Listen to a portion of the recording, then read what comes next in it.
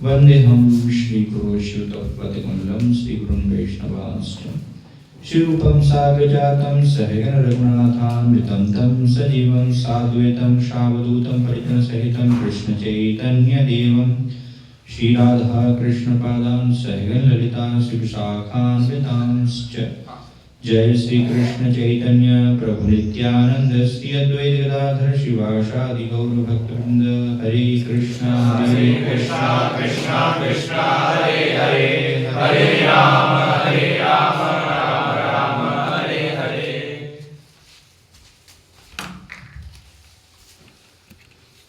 हरे कृष्णा।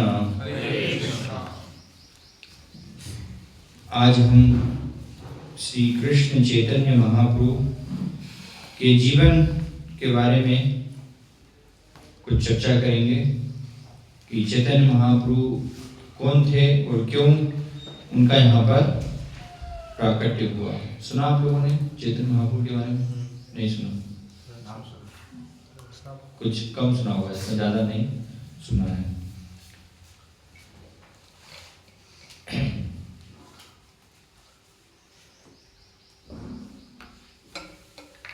तो जैसे भगवान श्री कृष्ण की लीलाओं के बारे में हमें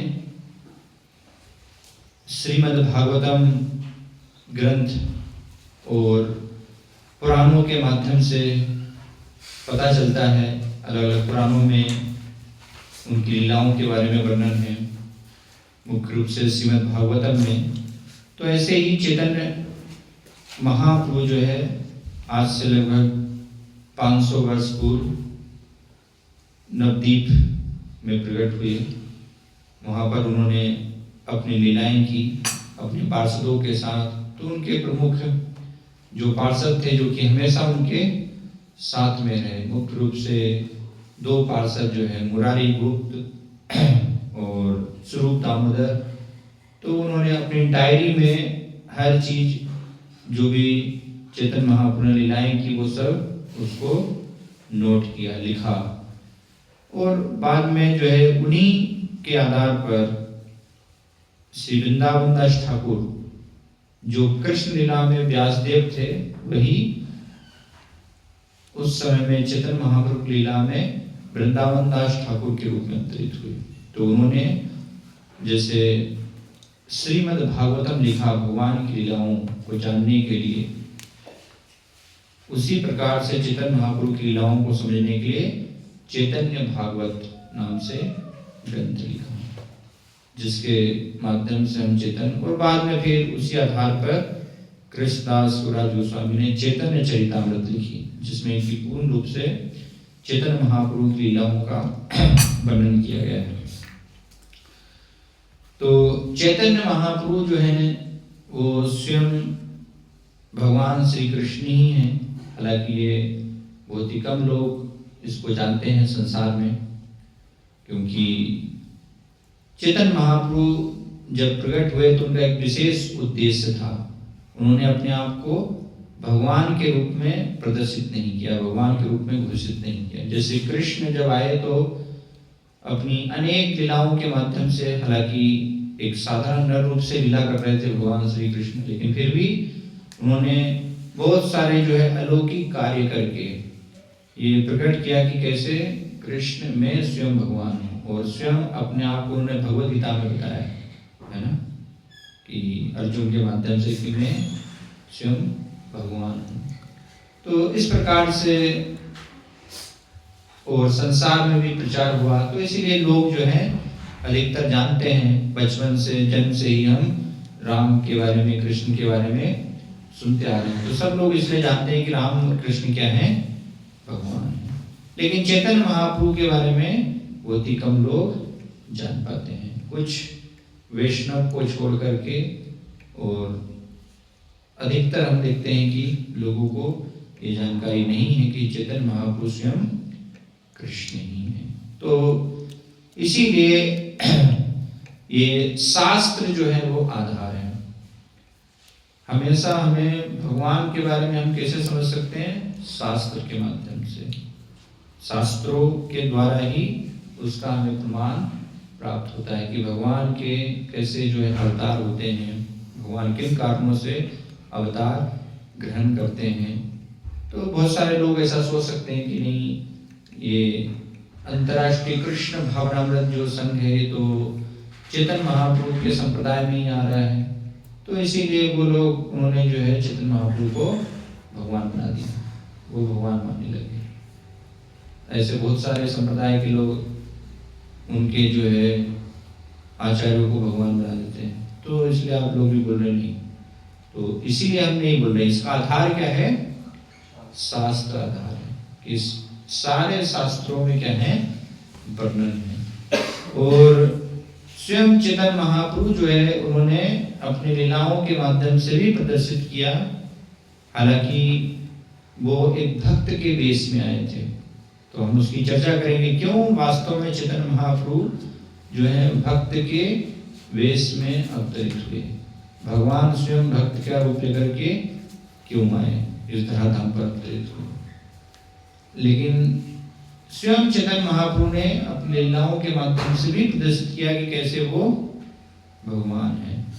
तो चेतन महाप्रभु का जब प्राकट्य हुआ जगन्नाथ मिश्र और सची माता के घर में नवद्वीप में, तो एक दिन जो है सची माता ने चेतन महाप्रभु को बिस्तर पर सुलाया हुआ था, तो चेतन महाप्रभु अपनी लीला करते हुए बिस्तर से नीचे गिर गए और उसी समय जो है जगन्नाथ मिश्र और सची माता उन्होंने चेतन महाप्रभु के चरण कमल देखे, तो उनके चरण कमलों में दिव्य चिन्ह देखे। शास्त्रों में पुराणों में ये वर्णन किया गया कि भगवान के दोनों जो है चरण कमलों में अलग अलग चरण चिन्ह होते हैं। सुना आप लोगों ने पहले कभी? है ना, शंख चक्र गदा, ऐसे अलग अलग जो है मछली है ना, ध्वजा, तो दोनों चरण कमलों में भगवान के जो भी जितने भी अवतार हैं, कृष्ण है, राधा रानी है, विष्णु है, राम है, सबके चरण कमलों में दिव्य चिन्ह होते हैं। तो वो सारे जो है चिन्ह सची माता और जगन्नाथ मिश्र ने देखे और स्वयं उनके जो नाना थे नीलांबर चक्रवर्ती, तो उन्होंने भी ये दिव्य लक्षण देख करके भविष्यवाणी की, उनको बताया कि ये कोई साधारण जो है पुत्र नहीं है, ये तो वास्तव में स्वयं भगवान ही है। तो इस प्रकार से नीलांबर चक्रवर्ती ने भी उनको जन्म के समय ही प्रदर्शित किया। फिर चेतन महाप्रभु जब अपनी बाल लीला ही कर रहे थे, क्योंकि भगवान हमेशा जो है ये तीन रूप में लीला करते हैं, बाल रूप से, फिर पौगंड रूप से और किशोर अवस्था की लीला है भगवान की। और भगवान की आयु जो है किशोर अवस्था से अधिक नहीं होती है। ये एक भगवान का प्रमुख लक्षण है कि भगवान हमेशा जो है किशोर अवस्था में ही रहते हैं। एक साधारण व्यक्ति होगा तो क्या होगा, वो हमेशा किशोर रहेगा, बूढ़ा होना ही पड़ेगा उसको, कितना भी प्रयास कर ले। एक इंसान जो है वो बूढ़ा होगा, मरेगा, मृत्यु होगी, ये सब उसके अंदर लक्षण आएंगे। लेकिन भगवान क्या है, आद्यम पुराण पुरुषम नव यौवनम च, आदि पुरुष होते हुए भी फिर भी क्या है, नित्य नवयुवक है। तो ये उनका एक विशेष भगवान का गुण है कि 16 वर्ष से किशोर अवस्था से अधिक भगवान की आयु कभी भी नहीं होती। हालांकि भगवान श्री कृष्ण ने अपनी जब लीलाएं की इस धराधाम पर 125 वर्ष तक, तो उनके पुत्र जो है प्रद्युम्न के पुत्र अनिरुद्ध, उनका भी विवाह हो गया था, उनके भी बच्चे हो गए थे, लेकिन फिर भी भगवान क्या थे, 16 वर्ष के नवयुवक जैसे। तो ये भगवान का एक अद्भुत गुण है कि भगवान कभी भी वृद्ध नहीं होते, क्योंकि उनका दिव्य देह है, वो साधारण नहीं है। तो इसी प्रकार से चेतन महाप्रभु 3 स्तर पर लीलाएं कर, तो बाल लीला जब कर रहे हैं तो एक बार जो है सची माता और जगन्नाथ मिश्र के घर पर एक ब्राह्मण जो है उनका आगमन हुआ। तो वैदिक संस्कृति में सभी लोग ब्राह्मण का स्वागत करते थे। कोई घर में ब्राह्मण आता था तो जो भी उनकी आवश्यकता होती थी उनको वो पूरा पूर्ण करते थे।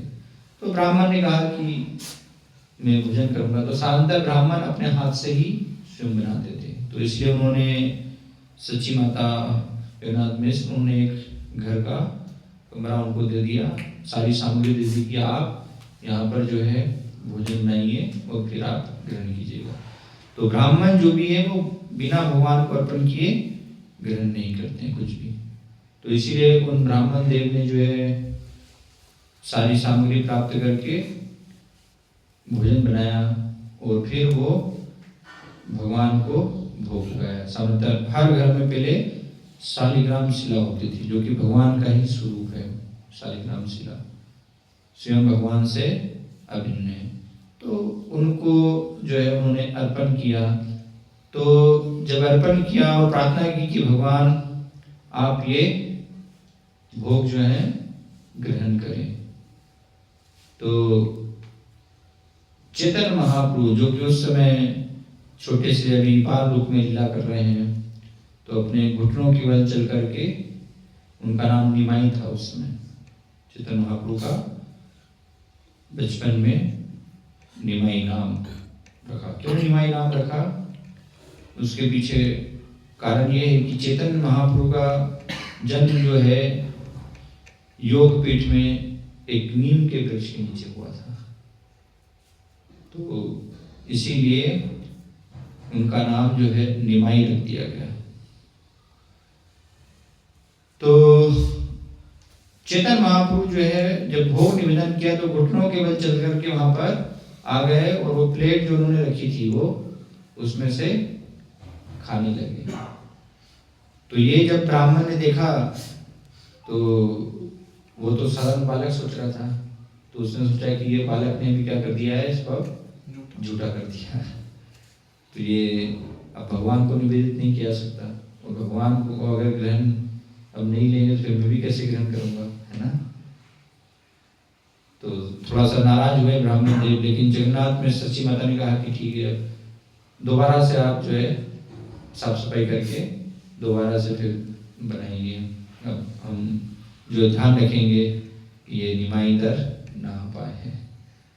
तो उसको लेकर के गए, फिर दोबारा से उन्होंने जो है कुकिंग की, पूरा बनाया। फिर भोग लगाने के लिए जब प्रार्थना की भगवान आप ग्रहण करें, तो उसी समय फिर चैतन्य महाप्रभु वहां पर प्रकट हो गए और उसमें से खाने लगे। तो ये दूसरी बार जब देखा तो और वो गुस्सा हो गए कि आप अपने पुत्र को संभाल कर नहीं रख पा रहे हैं। तो फिर बड़े हाथ पे जोड़कर निवेदन किया कि अब समय भी हो गया और रात्रि का, क्योंकि 2 बार कुकिंग की उन्होंने, तो बहुत लेट समय, वो भूखे भी थे वो। तो फिर निवेदन किया, तो फिर तीसरी बार जो उन्होंने कुकिंग प्रारंभ की। और इस बार चैतन्य महाप्रभु को एक अलग जो है पड़ोसी के घर में, वहां पर कमरे में बिल्कुल बंद कर दिया गया चैतन्य महाप्रभु को। तो फिर उन्होंने कुकिंग की और भगवान को जो है भोग लगाने के लिए इस प्रकार से वो निवेदन प्रार्थना प्रस्तुत की। तो उसी समय फिर चैतन्य महाप्रभु जो है वहां पर उपस्थित हो गए और उसमें से खाने लगे, जबकि अलग दूसरे घर में उनको बंद कर दिया गया था, लेकिन फिर भी चैतन्य महाप्रभु वहां पर आ गए। तो ये जब ब्राह्मण ने देखा, तो इस बार लेकिन चैतन्य महाप्रभु ने क्या की, उन पर कृपा की, क्योंकि भगवान की शुद्ध भक्ति में वो लगे हुए थे। तो उसी समय भी चैतन्य महाप्रभु चतुर्भुज रूप में ना, शंख चक्र गदा पद्म, उस रूप में प्रकट होकर के उन्होंने ब्राह्मण को दर्शन दिए और उनको कहा कि मैं स्वयं जो हूँ कृष्ण हूँ। हालांकि ये आप किसी को बताना मत, भगवान ने ये भी कहा। तो इस प्रकार से हम देखते हैं कि कैसे चैतन्य महाप्रभु जो है स्वयं कृष्ण ही है। इसलिए शास्त्रों में जो है आचार्यगण उनको व्यासदेव जी वृंदावन दास ठाकुर के रूप में जो अवतरित हुए वो स्वयं वर्णन कर रहे हैं ना, श्री कृष्ण चैतन्य राधा कृष्ण न ही अन्य, कि वो स्वयं जो है राधा कृष्ण है। तो इस प्रकार से अपने भगवत स्वरूप का भी चेतन महाप्रभु ने क्या दिया, प्रमाण दिया। फिर चेतन महाप्रभु जब किशोर अवस्था में और थोड़े बड़े हुए तो नवद्वीप में ही अलग अलग जो है लीलाएं करते थे अपने पार्षदों के साथ, भक्तों के साथ। तो मुख्य रूप से उनके पार्षद थे श्रीवास ठाकुर, उनके घर पर नित्य प्रति जो है वो कीर्तन करते थे। तो एक बार जब श्रीवास ठाकुर जो है अपने घर में भगवान नरसिंह देव की आराधना कर रहे थे, तो उसी समय फिर चेतन महाप्रभु ने उन्हें बाहर से आवाज दी। और श्रीवास ठाकुर ने जब जाकर के देखा तो बाहर जब गए तो चेतन महाप्रभु जो है नरसिंह भगवान के आवेश में नरसिंह रूप में प्रकट हो गए हैं। और नरसिंह रूप में प्रकट होकर के उन्होंने उनको नरसिंह भगवान के रूप में दर्शन दिए चेतन महाप्रभु ने। तो ये कौन दे सकते हैं, क्योंकि कृष्ण के अंदर क्या है, कृष्ण जब प्रकट होते हैं तो उनके अंदर सारे अवतार होते हैं। जितने भी जो है पूर्व में अवतार हुए हैं वो सब कृष्ण के भीतर ही सम्मिलित होते हैं। तो जब जिस अवतार की आवश्यकता होती है वो रूप को कृष्ण क्या है, प्रकट करते हैं। तो इसलिए चैतन्य महाप्रभु स्वयं कृष्ण ही हैं, इसीलिए उन्होंने जब आवश्यकता हुई तो उनको नरसिंह रूप के रूप में दर्शन दिए, है ना। एक बार चैतन्य महाप्रभु जो है बराह के रूप में प्रकट हुए अपने भक्तों को दर्शन देने के लिए। तो बराह के रूप में भी उन्होंने दर्शन दिए। स्वयं जो है रामानंद राय और जगन्नाथपुरी में चैतन्य महाप्रभु ने जब लीला की थी तो सार्वभौम भट्टाचार्य को षडभुज रूप में दर्शन दिए, है ना। 6 भुजाओं वाला रूप, अर्थात 2 रूप, 2 भुजाएं जो है वो। तो इस षडभुज रूप में राम, कृष्ण और चैतन्य महाप्रभु, ये 3 रूप में उन्होंने दर्शन दिए। ये 2 जो है उनकी भुजाएं हैं, तो उसमें कृष्ण रूप में हाथ में बांसुरी लिए हुए, है ना। तो जो राम अवतार है तो उसमें धनुष बांध लिए हुए, और चैतन्य महाप्रभु के रूप में स्वयं संन्यास के वेश में कमंडल धारण किए हुए। तो ऐसे 6 भुजाओं के रूप में भी उन्होंने दर्शन दिया। तो ऐसी अनेक जो है अलौकिक लीलाएं भी चैतन्य महाप्रभु ने की, जिसके माध्यम से उनके भगवत स्वरूप का हमें प्रकट होता है। तो क्यों जो है चैतन्य महाप्रभु इस धराधाम पर प्रकट हुए, उसके 3 जो है आंतरिक कारण। हालांकि भगवान के बाह्य कारण भी होते हैं। बाह्य कारण क्या है, भगवान भगवद गीता में वर्णन करते हैं, यदा यदा हि धर्मस्य ग्लानिर्भवति भारत अभ्युत्थानम अधर्मस्य तदात्मानं सृजाम्यहम्। कि भगवान अवतार क्यों लेते हैं, अधर्म की जब हानि होती है तो धर्म की स्थापना के लिए, असुरों का विनाश करने के लिए, ना, अपने भक्तों के उद्धार के लिए, कल्याण के लिए। तो ये लेकिन क्या है, ये वास्तव में बाहरी कारण है। तो भगवान के अवतार के आंतरिक कारण होते हैं, अंतरंग और बाहरी कारण। बाहरी कारण क्या है कि भगवान ने जो है अवतार लिया किसके लिए, असुरों का विनाश के लिए, कृष्ण अवतरित हुए। लेकिन ये बाहरी कारण, ये आंतरिक कारण नहीं है। तो ऐसे ही चैतन्य महाप्रभु के जो है अवतार के बाहरी कारण भी है, आंतरिक कारण भी है।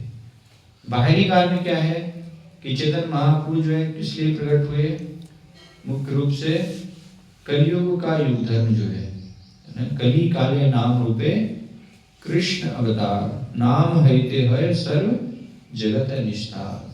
इस कलयुग में जो है भगवान का अवतार हुआ है, किस रूप में, नाम के रूप में। तो भगवान का नाम जो है वो स्वयं भगवान है, भगवान से अभिन्न है। नाम कोई अक्षर नहीं है। जब हम नाम हरे कृष्ण महामंत्र जो हम बोल रहे हैं, जब कर रहे हैं, तो ये स्वयं क्या है, वास्तव में भगवान ही है, नाम प्रभु है।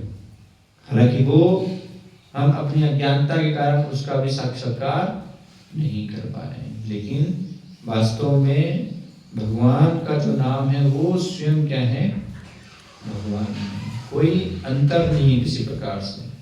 इसलिए अपराध बताएगा नाम और नामी में भेद करना, वो दृष्टि रखना क्या है, वो नाम के प्रति अपराध है। अगर कोई नाम को भगवान से भिन्न मानता है तो वो साधारणतः भौतिक जो जगत में कोई नाम होता है तो वो अलग होता है ना। व्यक्ति और नाम दोनों में क्या होता है, भेद होता है, उनके गुणों में भेद होता है वास्तव में।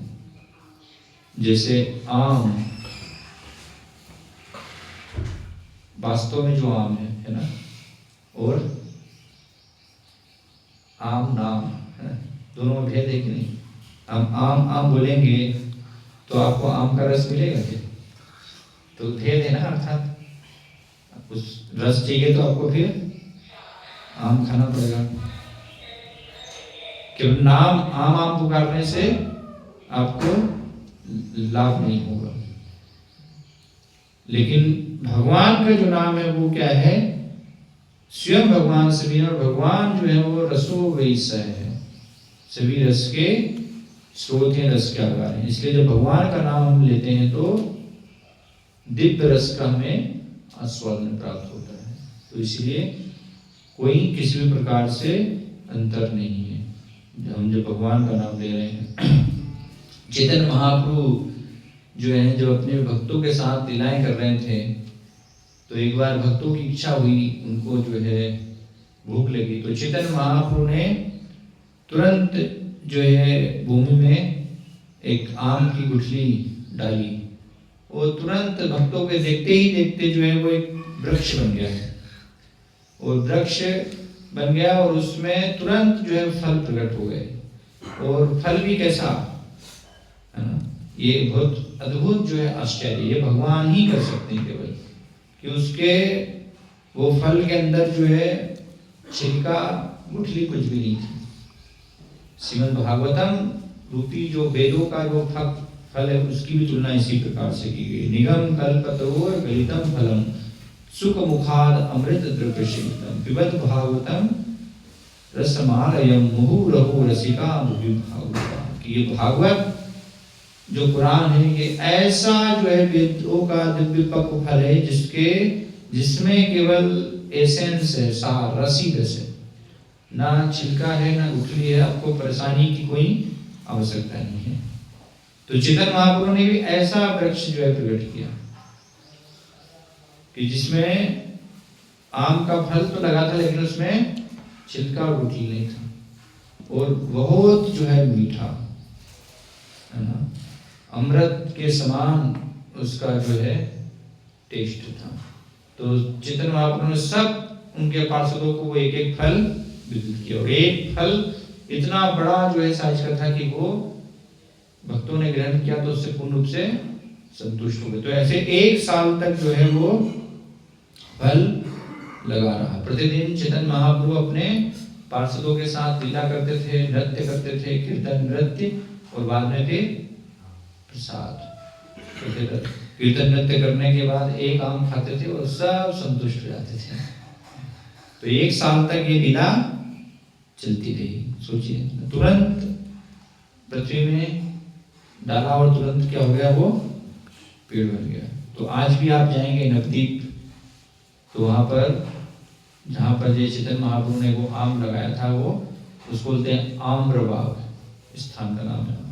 आम का बगीचा है, लोग वहां पर दर्शन करने के लिए जाते हैं। तो ये हम महिमा देख सकते हैं कि चैतन्य महाप्रभु की जो है क्या महिमा है। तो इस प्रकार से नाम और नामी में कोई अंतर। तो भगवान चैतन्य महाप्रभु भी कलयुग में विशेष रूप से किसके लिए प्रकट हुए हैं, नाम का प्रचार करने के लिए, सबको ये हरिनाम देने के लिए। क्योंकि कलयुग में केवल भगवान के नाम से ही उद्धार होगा, और कोई दूसरा माध्यम नहीं है। हरेर नाम हरेर नामेव केवलम कलो नास्ते व नास्ते व गतिरन्यथा। कलयुग में और कोई दूसरा उपाय नहीं है, केवल ये 16 अक्षर के जो महामंत्र है। ब्रह्मा जी स्वयं नारद जी को वर्णन कर रहे हैं, है ना, कली शत्रुनुपनिषद में। इति षोडशकम नाम कली कलमस्नासम नातः परतरोपाय सर्व वेदेषु दृश्यते। कोई और दूसरा जो है उपाय नहीं है भगवान के नाम के अलावा। तो इसीलिए चैतन्य महाप्रभु जो है वो स्वयं कृष्ण है। तो लेकिन किस लिए प्रकट हुए हैं?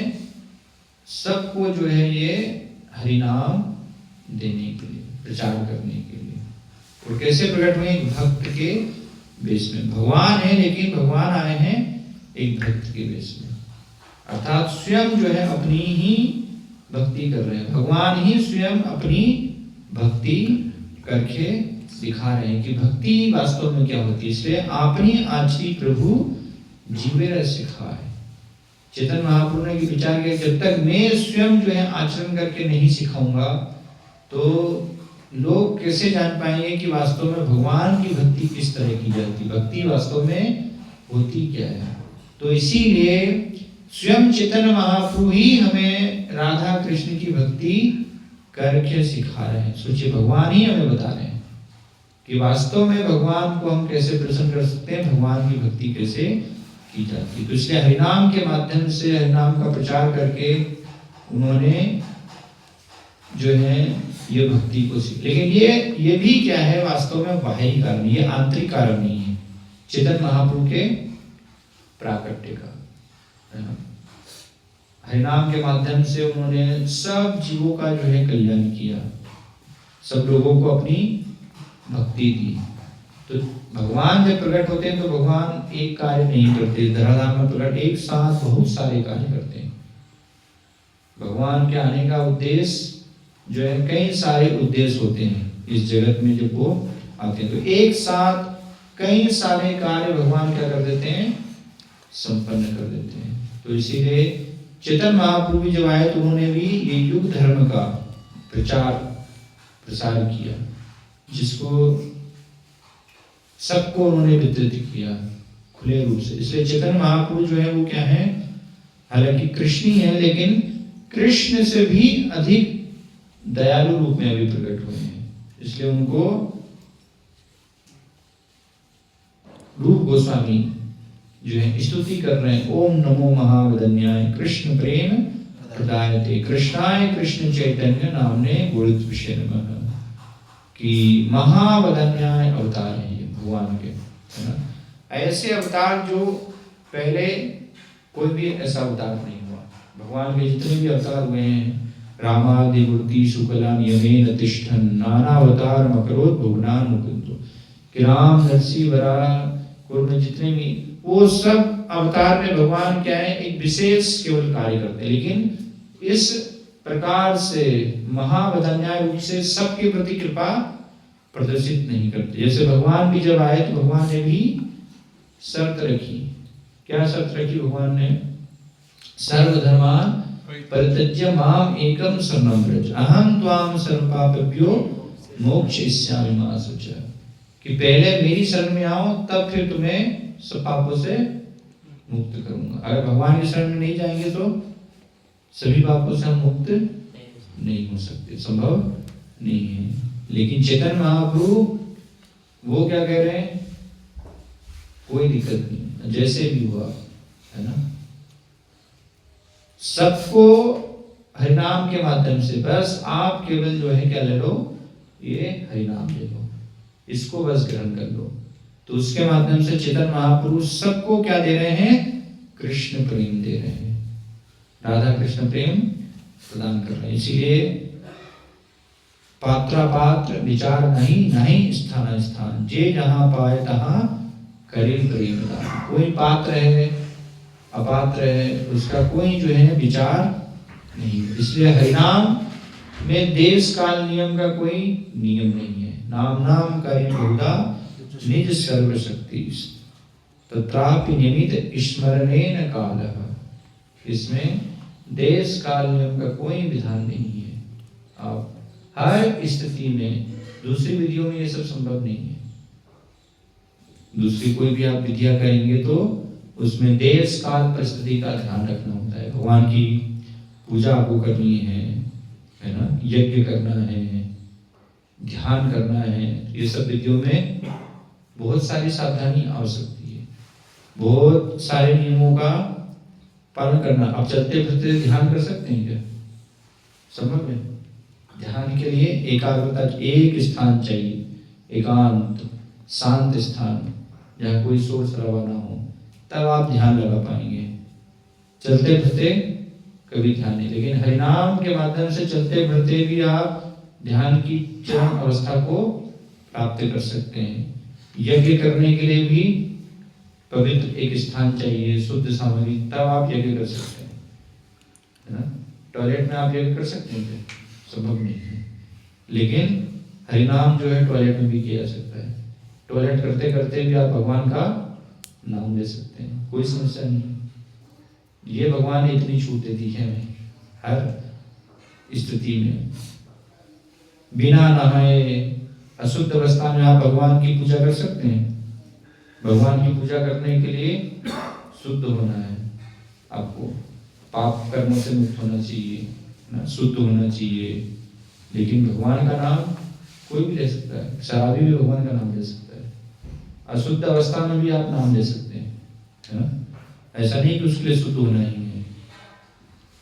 अगर शुद्ध होकर करेंगे तो और अच्छा है, लेकिन नहीं भी शुद्ध है तो भी अगर हम भगवान का नाम लेंगे तो भगवान का नाम हमें क्या करेगा?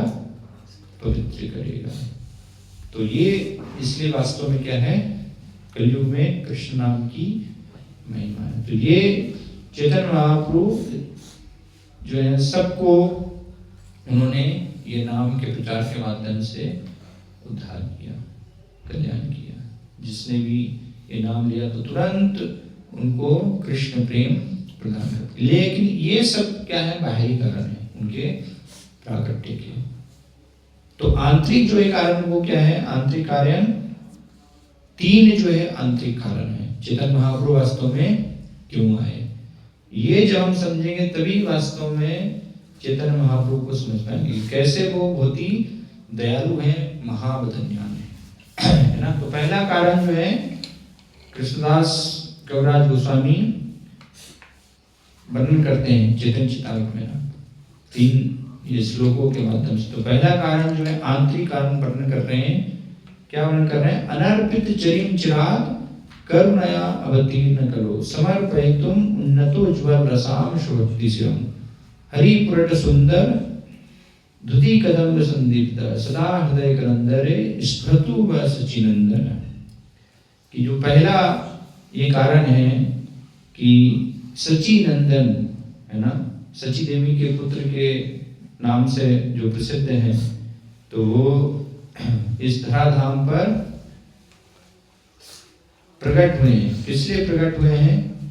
तो यहाँ पर बताया जा रहा है अनर्पित चरिम चिराग करुणया अवतीर्ण, अपनी करुणा प्रदर्शित करने के लिए, इसलिए वो कृपा के अवतार है, अहेतु की कृपा के अवतार। तो अनर्पित चरिम चिराग, अनर्पित चरिम चिराग अर्थात ऐसी वस्तु देने के लिए आए हैं जो पहले इससे पहले कभी भी नहीं दी गई थी, कभी भी प्रदान नहीं किया गया था, जो दुर्लभ वस्तु थी, इसलिए उसको कहा अनर्पित चरिम चिराग।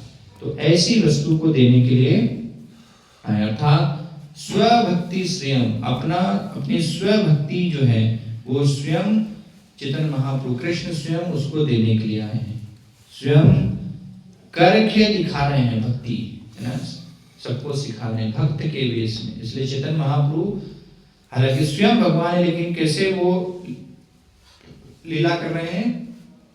भक्त के रूप में लीला कर रहे हैं। कि वास्तव में भगवान का भक्त होता क्या है? भगवान की भक्ति। तो चैतन्य महाप्रभु की लीलाओं के माध्यम से हम समझ सकते हैं कि भक्त कैसे बना जाता है। वास्तव में भक्त बनना कितना कठिन कार्य, आसान कार्य नहीं है। तो भगवान का भक्त, अगर हम भक्त बनना चाहते हैं तो फिर हम स्वयं चैतन्य महाप्रभु जो कि स्वयं भगवान ही लेकिन एक आचार्य के माध्यम से हमें सिखा रहे हैं, तो हम उनके जीवन से सीख सकते हैं। और अगर उनके जीवन को हम नहीं जानेंगे, हम ये स्वीकार नहीं करेंगे, तो फिर हम कभी भी वास्तव में राधा कृष्ण के भक्त नहीं बन पाएंगे। क्योंकि भगवान ही स्वयं सिखा रहे हैं जब हमें कि भक्त कैसे बनना है। और उस मार्ग को छोड़ करके अगर हम अपने मन गलत तरीके से, मनमाने ढंग से हम चाहते हैं कि हम कृष्ण को प्रसन्न कर लेंगे, हम भगवान के भक्त बन जाएंगे, तो कैसे संभव है? अगर ऐसा होता तो फिर भगवान स्वयं क्यों हमें सिखाने के लिए आते भक्ति, कि भगवान का भक्त कैसे बना जाता है?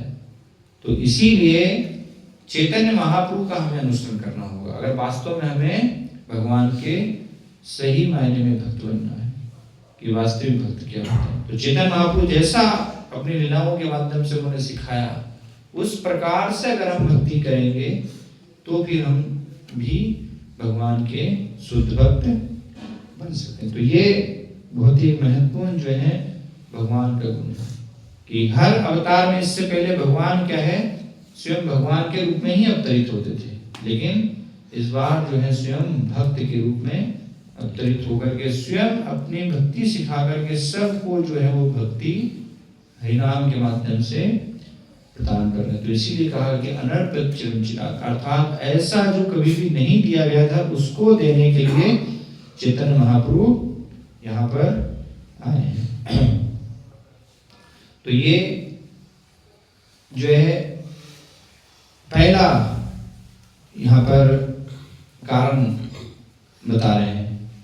फिर दूसरा जो है कारण बता रहे हैं, राधा कृष्ण प्रणय विकृति ह्लादिनी शक्ति तस्मात् एकात्मनावपि भुविपुरा देह भेदम गतोतो चेतनाख्यम प्रकरणमधुना तद्वयं चैक्यमाप्तम राधा भावधुति सुलितम नौमी कृष्ण स्वरूपम।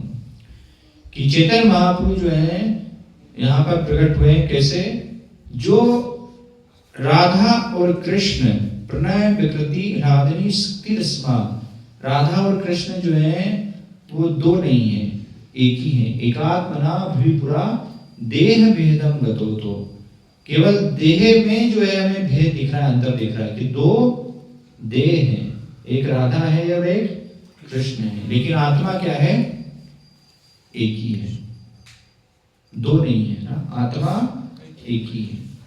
राधा कृष्ण जो है वो एक ही है। साधारणतः लोग सोचते हैं कि नहीं, कृष्ण जो है सुंदर 16 साल के युवा है और राधा जो है सुंदर एक युवती है, और तथाकथित लोग उसको सही रूप से नहीं समझने के कारण उनके प्रेम की फिर नकल करने का प्रयास करते हैं। तो लेकिन वास्तव में क्या है, राधा और कृष्ण एक ही है, कोई अंतर नहीं है। आत्मा जो है वो अंदर एक ही। बस भगवान ने अपने लीला रस के आस्वादन के विस्तार के लिए भगवान ही क्या बन गए, राधा बन गए, कृष्ण ही जो है उन्होंने अपना विस्तार कर लिया। तो इसीलिए अनादि काल से जो है वो उस प्रकार से है। ऐसा कोई समय नहीं था कि नहीं जब केवल कृष्ण थे राधा नहीं थी। तो इसलिए उसको समझाया गया है शक्ति और शक्तिमान, सूर्य और सूर्य का प्रकाश। ऐसा कोई समय था कि जब केवल सूर्य था, सूर्य में ताप नहीं था, सूर्य में ताप बाद में था। जब से सूर्य है तब से सूर्य का ताप है, उसमें अग्नि है, वो हमेशा से है। बिना ताप के सूर्य का कोई महत्व नहीं है। तो इसी प्रकार से राधा और कृष्ण है, वो हमेशा से हैं। तो जो राधा और कृष्ण दो थे, है ना, आत्मा हालांकि एक है लेकिन फिर भी शरीर के रूप से दो थे, तो वही क्या है, अभी क्या हो गए हैं, चेतनाख्यम प्रकट मधुना तद्वयं चैक्यमाप्तम। वो राधा कृष्ण जो है चैतन्य महाप्रभु के रूप में अभी दोबारा से पुनः अब क्या हो गए हैं, एक हो गए हैं। इसीलिए चैतन्य महाप्रभु जो आए तो वो कैसे आए, राधा भावधुति सुलितम नौमी कृष्ण स्वरूपम, अर्थात राधा रानी के भाव को लेकर के प्रकट हुए, है ना। तो क्यों भाव को लेकर के प्रकट हुए हैं, इसका एक मुख्य जो है कारण है कि एक बार जो है कृष्ण ने विचार किया, चिंतन किया।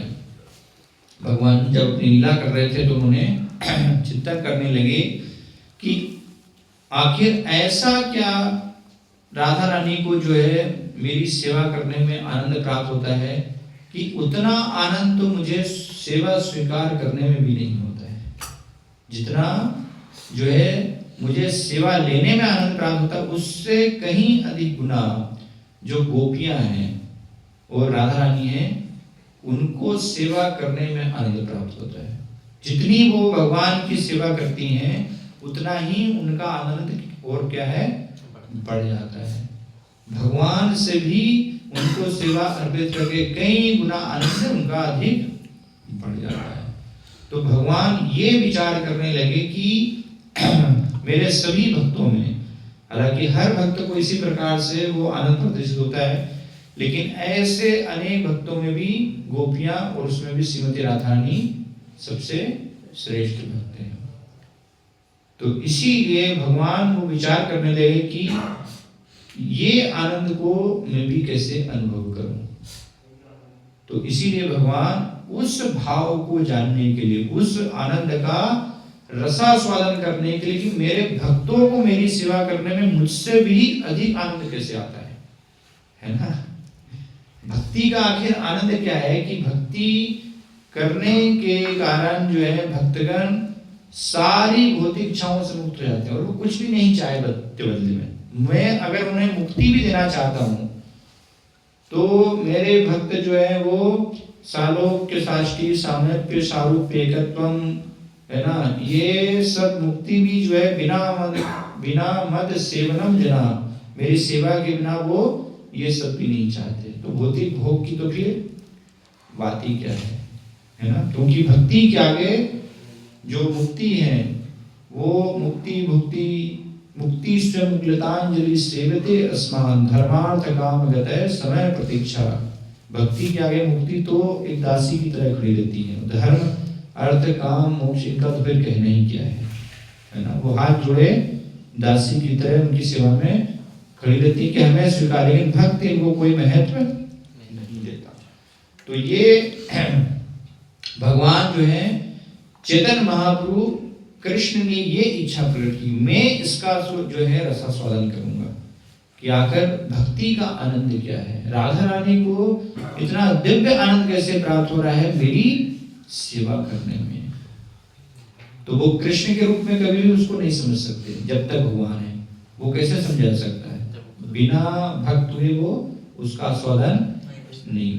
तो इसीलिए हालांकि चेतन महाप्रभु कृष्ण ने जो है एक लीला के माध्यम से कुछ स्तर पर इसको समझने का प्रयास किया।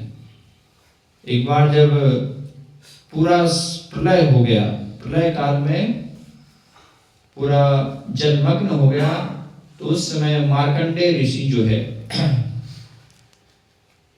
वो ये जल, क्योंकि वो तो अमर हैं, तो वो पूरा प्रलय के जल में जो है भ्रमण कर रहे थे। तो भ्रमण करते करते ऐसे एक स्थान पर जब वो पहुंचे तो उन्होंने देखा कि एक बट वृक्ष पर जो है पत्ते पर एक शिशु बालक जो है लेटा हुआ है और वो लेट करके जो है क्या कर रहा है, अपने मुख में अपना अंगूठा पैर का चूस रहा है।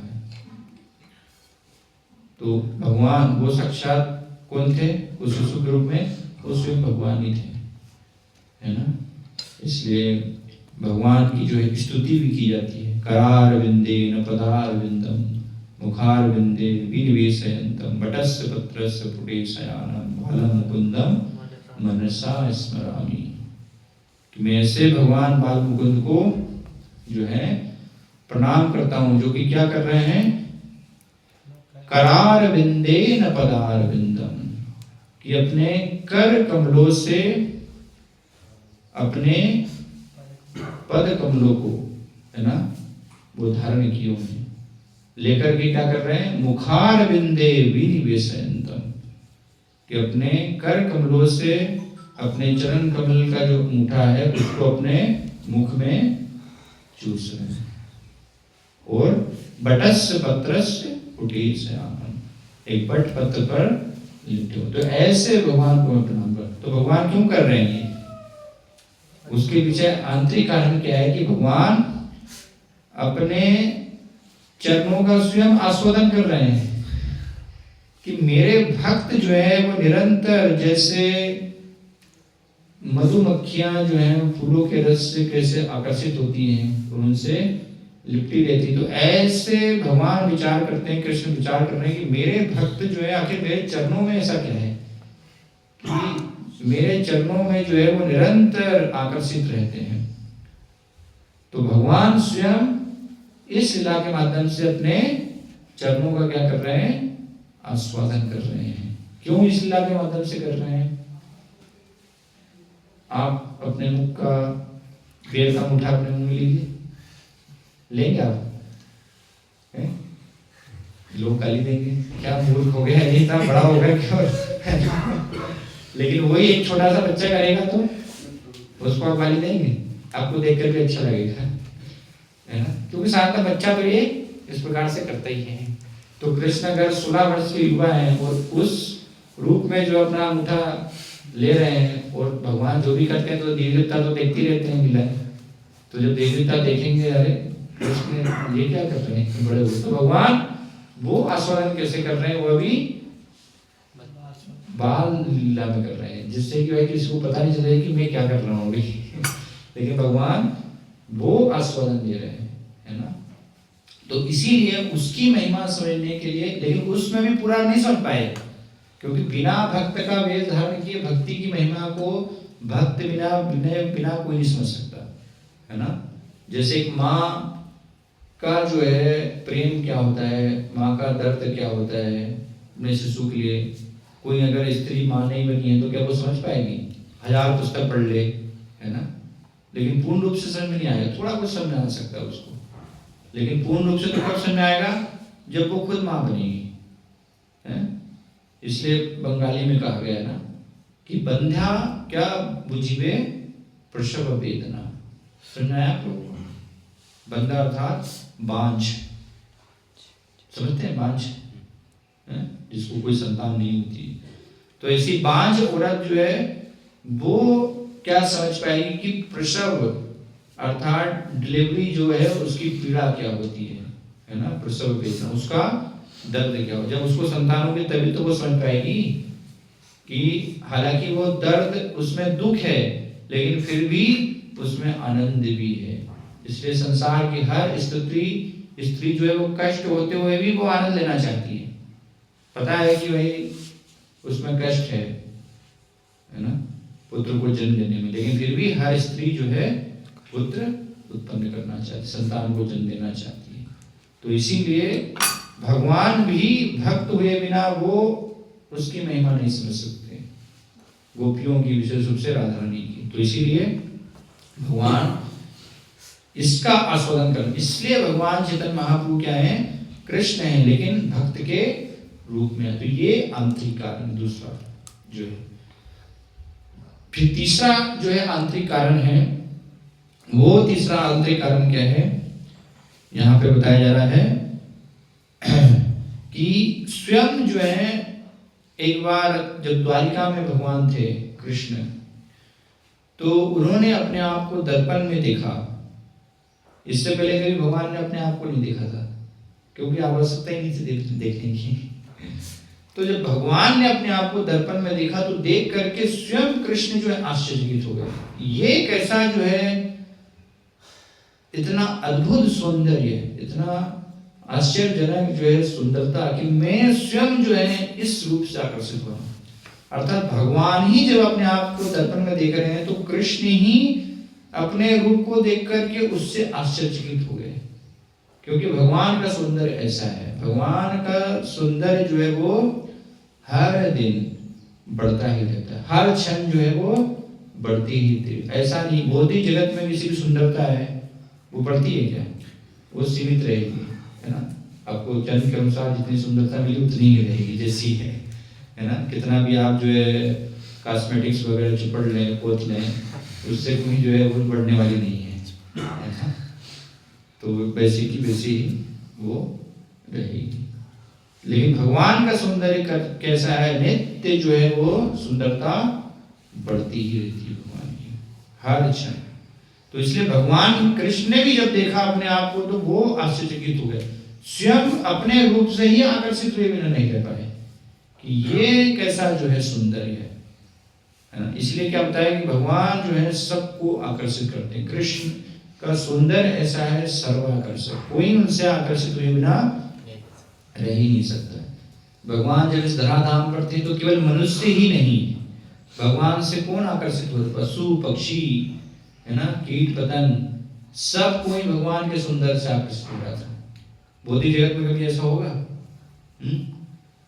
एक सुंदर जो है स्त्री है, उससे कोई कुत्ता आकर्षित होगा क्या? बताइए। कुत्ता जो है कुतिया से आकर्षित होगा, है ना? लेकिन भगवान का सौंदर्य कैसा है? हर कोई, हर एक जीव जो है भगवान के सुंदर से और उनकी सुंदरता का गान कर रहे हैं। एक भौरा इसलिए हमेशा जो है भगवान की माला के आसपास ही वो मंडराता रहता है। भगवान के गले में वैजयंती माला होती है तो उसमें ही वो लिपटा रहता है, भगवान की सुंदरता से आकर्षित होकर के। ऐसी जो है भगवान की, इसलिए भगवान को बताया कि भगवान क्या है? कंदर्प कोटि कमनीय विशेष शोभम, कि हम इस भौतिक जगत में कोई एक रूप से आकर्षित हुए। किस कारण से? क्योंकि कामदेव जो है, जब हम किसी को सुंदर रूप को देखते हैं तो तुरंत जो है वो कामदेव अपने काम रूपी बाणों से हमें घायल कर देते हैं, तो इसलिए हम वो रूप से आकर्षित हो जाते हैं। लेकिन ऐसा एक कामदेव नहीं, ऐसे करोड़ों जो कामदेव हैं, वो कामदेव भी किससे आकर्षित हो जाते हैं? भगवान श्री कृष्ण के सुंदर से मोहित हो जाते हैं। भगवान को देखते ही जो है वो क्या है? सब गिर पड़ते हैं, आकर्षित हो जाते हैं। ये स्थिति वर्णित की गई है। तो सोचिए कितनी जो है भगवान की सुंदरता होगी, जिसमें भगवान ही उस रूप से आकर्षित हो रहे हैं। इसीलिए गोपियां जब भगवान के इस रूप का दर्शन करती थी, अटति यद भवाननि काननम त्रुटि युगायते त्वाम पश्यताम कुटिल कुंडलम श्रीमुखम चते जड़ उदीक्षिताम पक्षम कृदृशाम। गोपी गीत में गोपियां ब्रह्मा जी की जो है निंदा कर रही हैं कि ब्रह्मा जी जो है उन्हें सृष्टि करना नहीं आता, ब्रह्मा जो है मूर्ख है। तो इस प्रकार से जो है सिर्फ बात न कर रहे हैं कि इस सृष्टि में कोई भी परफेक्ट व्यक्ति नहीं है, हर किसी में कुछ न कुछ कमी है। इस संसार में हर एक को गाली खानी पड़ती है ना? कोई बिना गाली खाए रह नहीं सकता। ब्रह्मा जी को भी गोपियों के द्वारा ये गाली मिल रही है अभी कि ब्रह्मा मूर्ख हैं। क्यों मूर्ख हैं? क्योंकि उन्होंने जो है, उन्हें जब मनुष्य का निर्माण किया इस शरीर का, तो सही रूप से उन्होंने निर्माण नहीं किया। हालांकि ब्रह्मा जी ने बहुत सोच समझ के बनाया है, लेकिन फिर भी गोपियां क्या कह रही हैं कि उनको बनाना नहीं आया। क्यों बनाने आया? क्योंकि उन्होंने आंखों के आगे जो है पलके लगा दी है ना, और ये पलके जब झपकती हैं तो उतने समय तक हम जो है कृष्ण को नहीं देख पाते। तो वो समय भी जो है भक्त को क्या लग रहा है?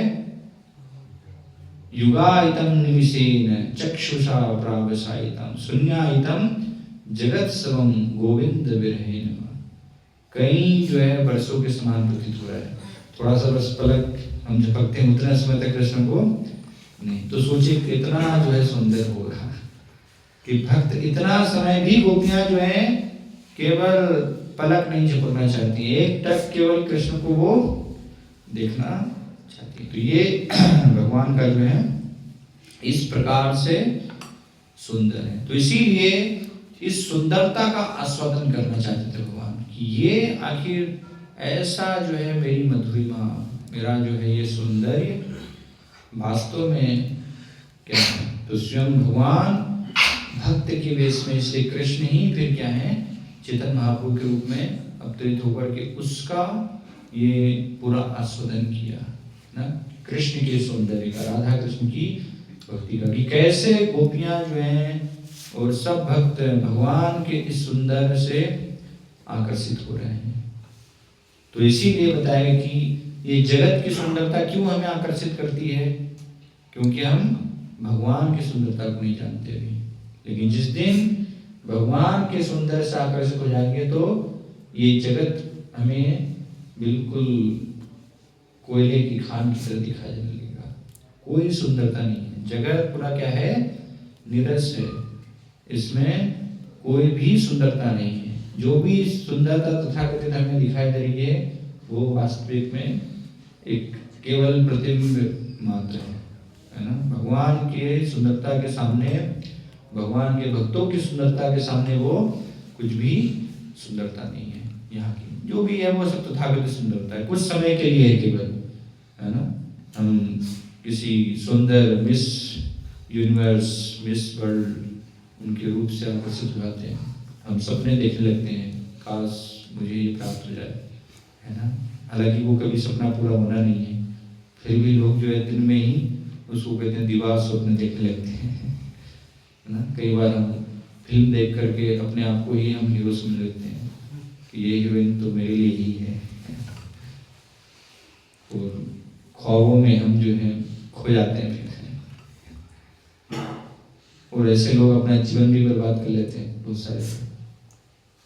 तो इस प्रकार से वो, लेकिन वो भी क्या है, वो तथाकथित है, वो केवल कुछ समय की जो है सुंदरता है। भौतिक जगत में कितनी ही ऐसी सुंदरियां आई, है ना, और चली गई। पुराने कितने सारे जो है सुंदर चेहरे आज कहाँ है वो, है? सब जो है चले गए। एक समय के पश्चात जो है कोई उनको देखना भी नहीं चाहता है, और वो सुंदरता इसलिए आपको अच्छी लगती है क्योंकि तथाकथित रूप से सब जो है मेकअप वेकअप करके, है ना। बिना मेकअप के आप तो आप देख लें तो आप डर के भाग जाएंगे आपको कोई सुंदर जो है उसकी वो भूतनी के समान दिखाई देगी, है ना। तो इसीलिए, लेकिन भगवान हमेशा हर समय, है ना, एवर फ्रेश एवर ग्रीन, हमेशा सुंदर साले, और सुंदरता उनकी बढ़ती। तो ये स्वयं भगवान भी उसका आस्वादन करना चाहते, अपनी सुंदरता का स्वयं भगवान ही आस्वादन कर रहे हैं उसको जानने के लिए।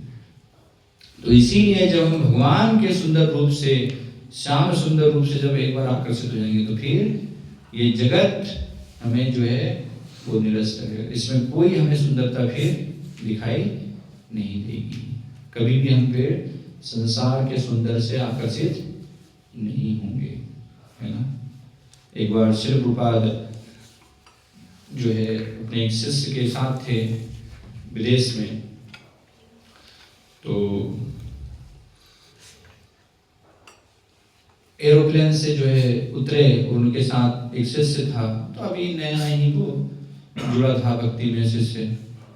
तो एक सुंदर जो है उसने स्त्री को देखा, तो उसको जो है वो देखने लगा, लेकिन साथ में प्रभात भी थे तो थोड़ा सा शर्मा गया कि शायद प्रभात मुझे जो है देख रहे हैं, तो उसने फिर वहां से नजरें हटा ली, है ना। लेकिन प्रभात ने उसको जो है देख लिया था, तो प्रभात समझ गए ना। तो प्रभात ने कहा उससे कि बहुत सुंदर है ना, तो थोड़ा सा लगा वह भी तो डर हो गया तो लेकिन फिर प्रभात ने कहा कि जब भगवान की सृष्टि जो है इतनी सुंदर है, तो सोचिए भगवान कितने सुंदर होंगे, है ना। भगवान कितनी विशाल सृष्टि, और उसमें जो है ये स्त्री को देख करके तुम इतने जो है मोहित हो रहे हो, तो ये छोटी सी जो है सृष्टि जब इतनी सुंदर है तो स्वयं भगवान कितने सुंदर होंगे। तो इसलिए जब भगवान को हम देखेंगे, उनकी सुंदरता, उनके गुणों के बारे में जो शास्त्रों से हम श्रवण करेंगे और भक्ति में लगेंगे, तो संसार की सारी सुंदरता फिर हमें वो फीकी दिखाई देने लगेगी। तो यही चैतन्य महाप्रभु का इसलिए विशेष आंतरिक उद्देश्य था यहाँ पर इस जगत में आने का। तो इसीलिए और ज़्यादा हम उनके बारे में जैसे जानना चाहते तो हमें फिर चैतन्य चेतामृत ग्रंथ जो है पढ़ना चाहिए, है ना। तो उससे पूरा विस्तार से हम चैतन्य महाप्रभु की कि कैसे वो भगवान हैं, कैसे उन्होंने अपनी अहेतु की कृपा जो है प्रदान की, वो हम जान सकते हैं, समझ सकते हैं। हरे कृष्ण कृष्ण कृष्ण हरे हरे, हरे राम राम राम हरे हरे। एक छोटी सी एक पुस्तक है जिसमें संक्षिप्त में, हालांकि पूरे विस्तार के साथ तो जो है बृहद 3 भागों में, ये 9 भागों में पूरा ग्रंथ है चैतन्य चरितामृत, लेकिन इसमें भी हम संक्षिप्त में एटलीस्ट चैतन्य महाप्रभु की लीलाओं को जान सकते हैं, समझ सकते हैं कि स्वयं कैसे वो कृष्ण है। हरे कृष्णा। ठीक है, तो अभी हम कीर्तन करेंगे। हरे कृष्णा हरे कृष्णा।